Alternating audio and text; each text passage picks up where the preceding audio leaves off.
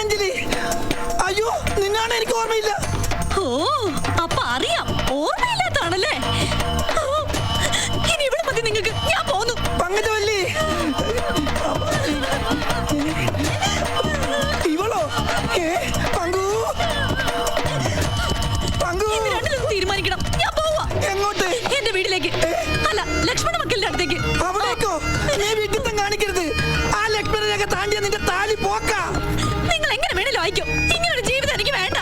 പങ്കു, വെറും ഒരു പൊട്ട് കാരണം പൊട്ടത്തരം കാണിച്ച് നീ താലി പൊട്ടിക്കരുത്.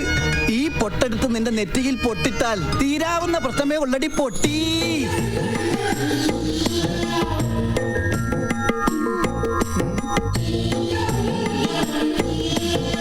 ആളിവിടെ ഉണ്ടോന്നറിയില്ല. ഈശ്വര, ആദ്യമായിട്ടാണല്ലോ ഇത്രയും വലിയൊരു പെൺപടം ഒന്നിച്ച് ഈ ഓഫീസില്. സാറേ, സാറേ, സാറേ, എന്താണ് കുറെ കക്ഷികൾ വരുന്നുണ്ട്. എല്ലാവർക്കും സാർ ഡൈവേഴ്സ് വാങ്ങിച്ചു കൊടുക്കണം. പിന്നെ ഈ കച്ചവടത്തിൽ ബ്രോക്കർ സത്യവാന് ഒരു റോളും ഇല്ല. ഫുൾ കമ്മീഷൻ സാർ എനിക്ക് തന്നേക്കണം. താൻ എന്തൊക്കെയാണോ ഈ വിളിച്ചു? സത്യം. എല്ലാവരും എന്റെ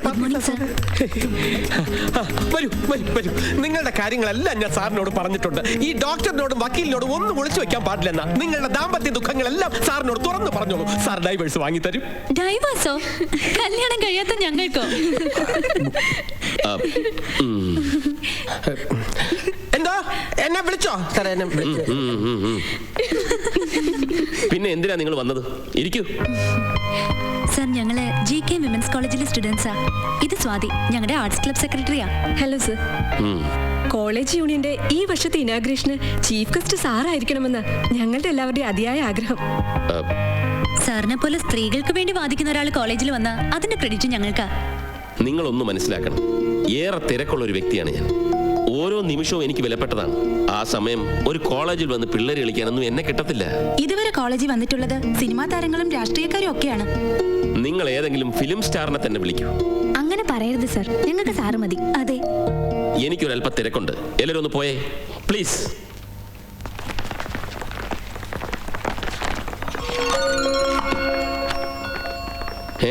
ഇതവളാണല്ലോ. ഹലോ സർ, ഇത് ഞാനാ. മനസ്സിലായോ? എന്നെ മനസ്സിൽ പ്രതിഷ്ഠിച്ചിരിക്കുന്ന ആരാധികയല്ലേ? കുട്ടികളെ സന്തോഷത്തോടെ വന്ന് വിളിച്ചതല്ലേ. സാറ് പോണം പ്ലീസ്, എന്റെ ഒരു അപേക്ഷ. അത് പിന്നെ ഞാൻ പിന്നെ കട്ടായി. Switch off. ആ കുട്ടികളവിടെ? അതെ, ഭാവിയിൽ വിവാഹം കഴിഞ്ഞ് നിങ്ങൾക്ക് ഡൈവേഴ്സ് വേണ്ടി വരികയാണെങ്കിൽ എന്നെ വിളിക്കാൻ മടിക്കണ്ട. ഇതാ എന്റെ കാർഡ്. അഡ്വക്കേറ്റ് ഗോവിന്ദൻ.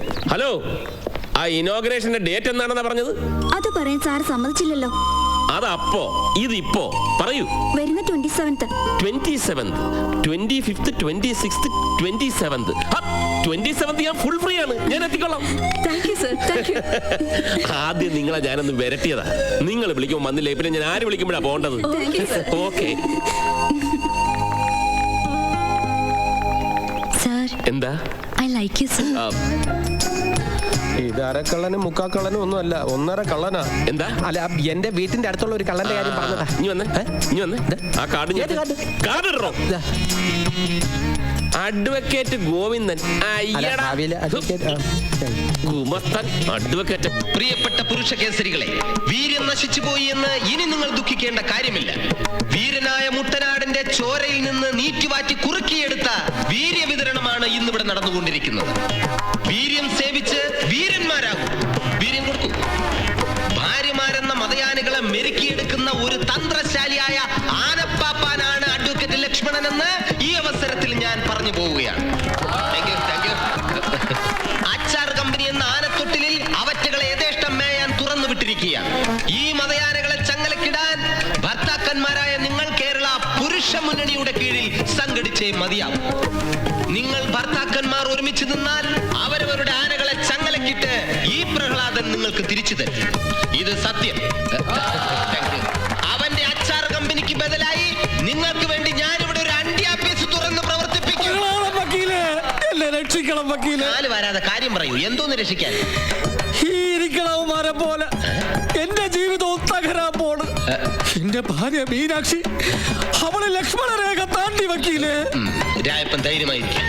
കേരള പുരുഷ മുന്നണി അംഗപ്പുറപ്പാടിന് ഒരുങ്ങിക്കഴിഞ്ഞു. ഈ പ്രഹ്ലാദൻ ചേകവർ പട നയിക്കുന്ന ഒളിപ്പോരിൽ അവൻ കുരുങ്ങും.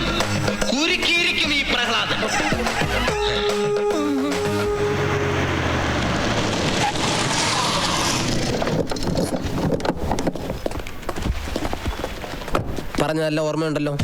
ലക്ഷ്മണൻ പല അടവുകളും പയറ്റും, രാജപ്പൻ പതറിപ്പോകരുത്. എങ്കിലും ഒരു ധൈര്യക്കുറവ്.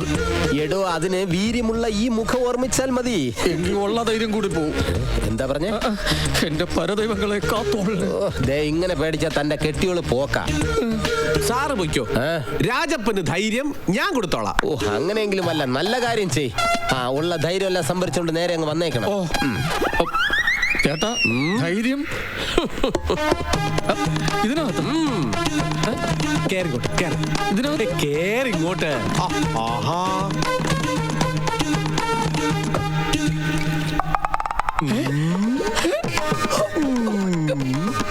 ഇത് ധൈര്യം തന്നെ. ചേട്ടാ,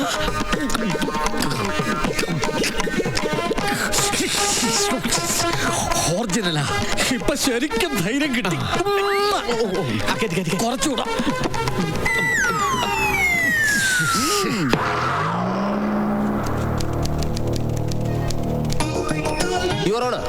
ഈ നിൽക്കുന്ന എന്റെ കക്ഷി ഒരു ഉത്തമ ഭാര്യ സ്നേഹിക്ക് ഉദാഹരണമാണ്. മദ്യപാനം മാത്രമായിരുന്നു എന്റെ കക്ഷിയുടെ ഒരേ ഒരു വീക്ക്നെസ്. പക്ഷേ ഇന്ന് ഭാര്യയെക്കാൾ വലുതല്ല ആ വീക്ക്നെസ് എന്ന് എന്റെ കക്ഷി തിരിച്ചറിഞ്ഞു കഴിഞ്ഞു. ഇത് എന്റെ കക്ഷി ഭാര്യയെക്കുറിച്ച് പല വീക്കിലുകളിലും എഴുതിയ കവിതകളുടെ കോപ്പികളാണ്. സ്വന്തം ഭാര്യയെക്കുറിച്ച് ഇത്രയും ഹൃദയം പിളർക്കുന്ന ഭാഷയിൽ മറ്റൊരു കവികളും എഴുതിയിട്ടില്ല.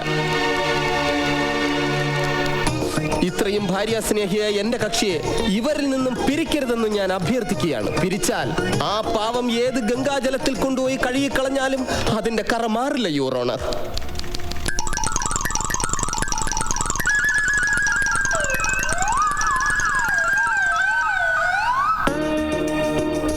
മൈ ലോർഡ്, എതിർഭാഗം വക്കീൽ പ്രഹ്ലാദന്റെ വാക്കുകൾ കേട്ട് എന്റെ കണ്ണു പോലും നിറഞ്ഞു പോയിരിക്കുകയാണ്.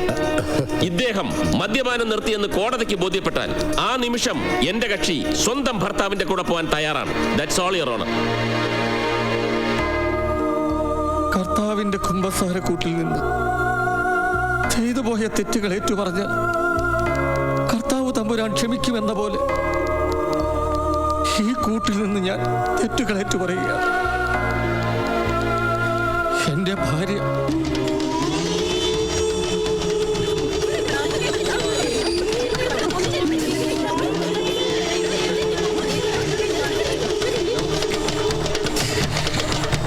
ഈ നിൽക്കുന്ന എന്റെ ഭാര്യ ഇവൾ ദുഷ്ടയാണ്,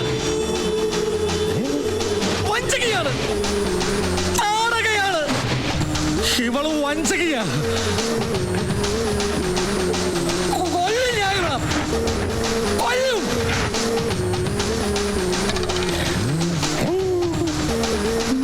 ഞാൻ കുടിക്കും, ഇനിയും കുടിക്കും, കുടിച്ചുകൊണ്ടേയിരിക്കും. Order, order. ഓർഡറാ? എന്തോന്ന് ഓർഡർ? കൊട്ടുവടിയാ? ഇതിനേക്കാളും വലിയ കൊട്ടുവടി രായപ്പന്റെ വീട്ടിരിപ്പുണ്ട്. കേട്ടാ മേസ്ത്രി?